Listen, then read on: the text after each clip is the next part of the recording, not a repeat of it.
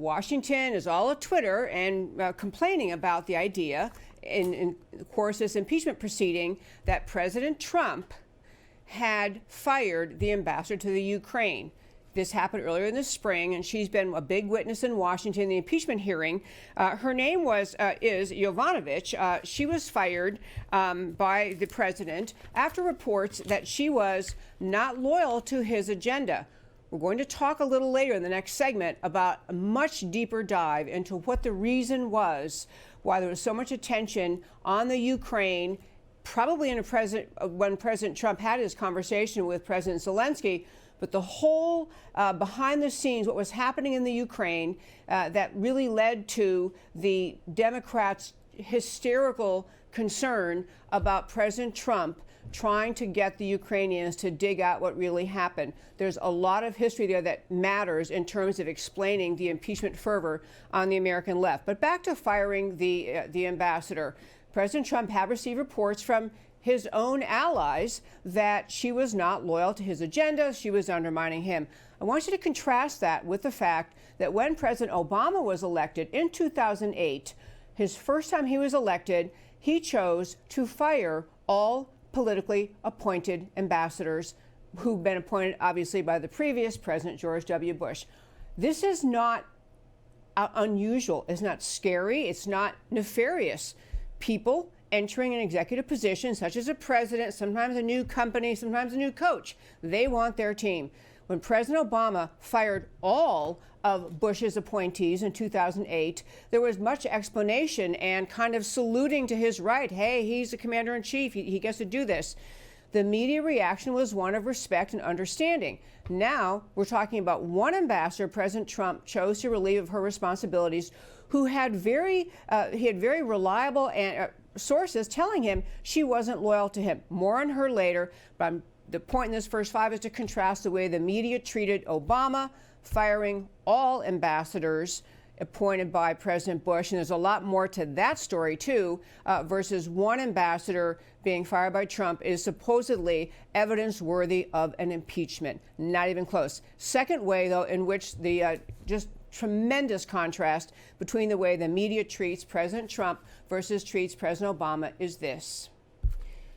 You may have heard that President Trump decided to grant clemency to their American military people who, over the weekend, President Trump decided to in some way pardon or grant clemency. To be specific, there's Army First Lieutenant Clint Lawrence, who was in the middle of had served 6 years of a 19-year term, and this was for his decision made at the spur of the moment in Afghanistan in a war zone with people, Afghani citizens, barreling toward his troops on motorcycles, ignoring the cries of stop, stop, stop, stop, stop. They finally did stop and got out, were moving what Lawrence thought was aggressively toward the American troops. He's responsible for them. One of his men said, permission to fire, and he said yes.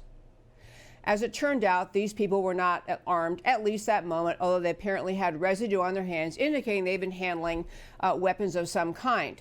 For firing on people he thought were a threat to American troops, Clint Lawrence was sent to, by a military trial, sent to prison. He was going to be serving 19 years, served only 6 of them. There was also Army Major General Matthew Goldstein, who was facing trial for killing an alleged Taliban bomb maker. He's going to face trial for killing a Taliban bomb maker. And so both of those people, President Trump decided, gave them full pardon, so they are free. The third person that President Trump also granting clemency to, was Navy SEAL Edward Gallagher, who, even though having been found not guilty of a war crime, had still had his rank reduced, and he was granted clemency, by President Trump, meaning his full rank was restored. So in this case, all 3 cases, President Trump is standing up for the American military who were trying to defend themselves, trying to defend their country, doing what we actually ask them to do when they put themselves in harm's way every day they're out of the country. Joe Biden, presidential candidate, former vice president under President Obama has weighed in, saying that President Trump's granting of the clemency and the two pardons reveals to the American people that President Trump is not competent to serve as commander-in-chief. Allow me to remind you what Biden's commander-in-chief, Obama, did while Biden was in the White House and Obama was president. You may recall President Obama made a deal. He made a deal for the return of Bo Bergdahl, who had abandoned his unit. He had been AWOL. He was AWOL, absent without leave, abandoned his unit in Afghanistan, wandered off.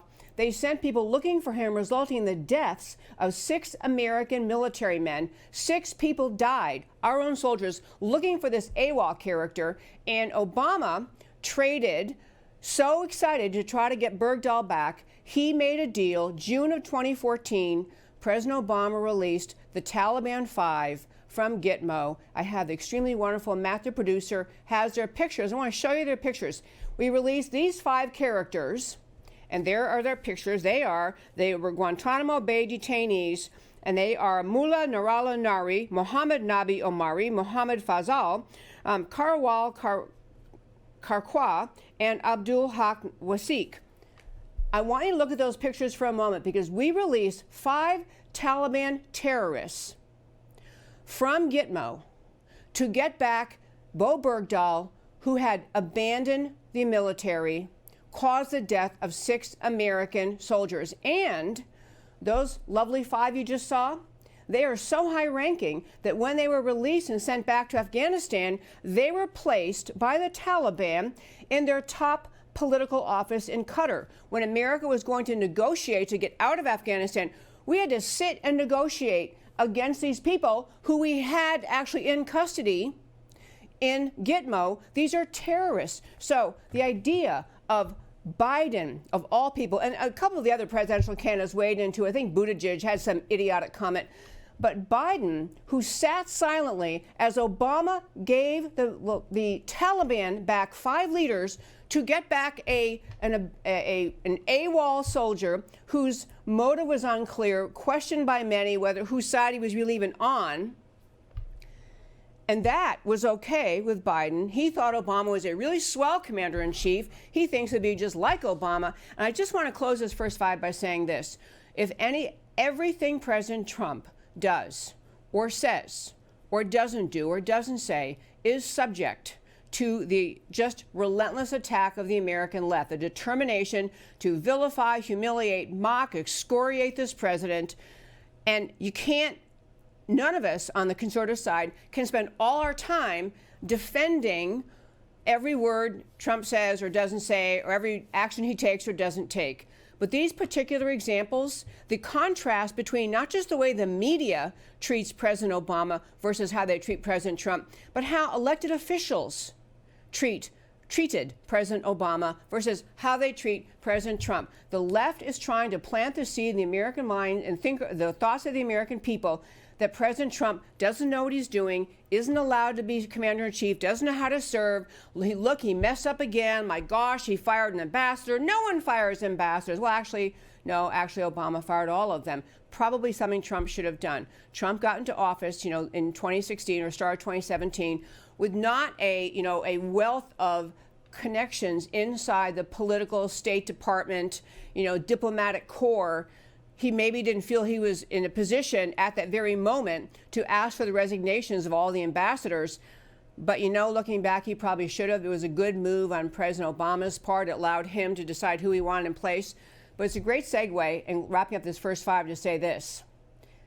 The more you understand about what President Obama was up to when he came into office in 2008, what President Obama intended to do to this country, the more logical it is that he would have immediately fired ambassadors and other people chosen by the previous president, George W. Bush, because his agenda, Obama's agenda, was not the pro-America agenda. It was not keeping Americans safe. It was not protecting America.